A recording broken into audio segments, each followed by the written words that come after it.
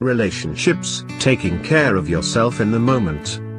Maria consulted with me because she was frustrated about the distance she felt in her relationship with her husband, Carl. He wanted to be close to her, but she didn't feel close to him. I think the problem is that he often talks to me in a judgmental or condescending way. He sounds like a parent rather than a partner. I just hate being spoken to like that. How do you respond when he speaks to you like that?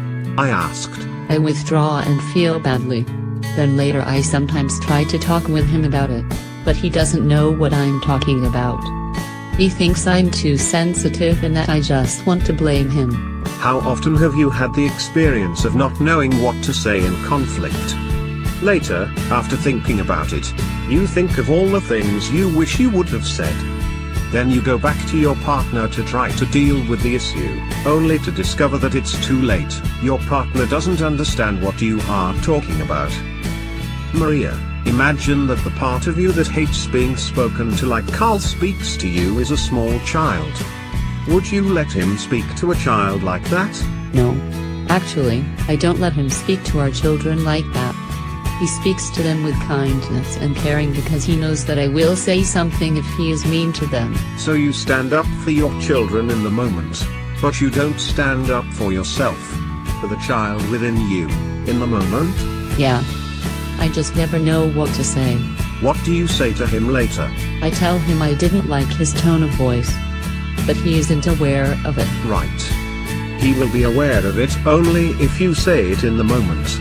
Most people are not aware of their tone of voice. When you tell him about it later, he really doesn't know what you are talking about. You need to be responding in the moment for him to hear his own voice. You need to be saying something like, "Carl, I hate it when you speak to me in that judgmental, parental voice. I don't feel like being with you when you talk to me like that." You have a much better chance of him understanding what you are saying when he can hear his own voice in the moment. And you will feel much better when you speak up for yourself in the moment. You will not feel so much like withdrawing when you are not abandoning yourself in the face of his judgmental tone. While Maria certainly didn't like Carl's tone of voice, her distance from him was more due to her self-abandonment than to his behavior. As long as she was being a victim and not taking care of herself in the moment, she was feeling badly. It's easy to blame Carl and think that her feelings are his fault, but her feelings were really the result of not taking loving care of herself around Carl. Marie started to speak up, not blaming Carl but just letting him know her truth. To her great surprise and delight, he finally began to understand what she was saying. He was actually a caring person and just didn't realize that he was being parental and judgmental. The more Marie responded in the moment and spoke her truth, the better things got between them. Carl wasn't perfect, but Marie found that when she spoke up instead of withdrew, they were able to deal with the issue in the moment.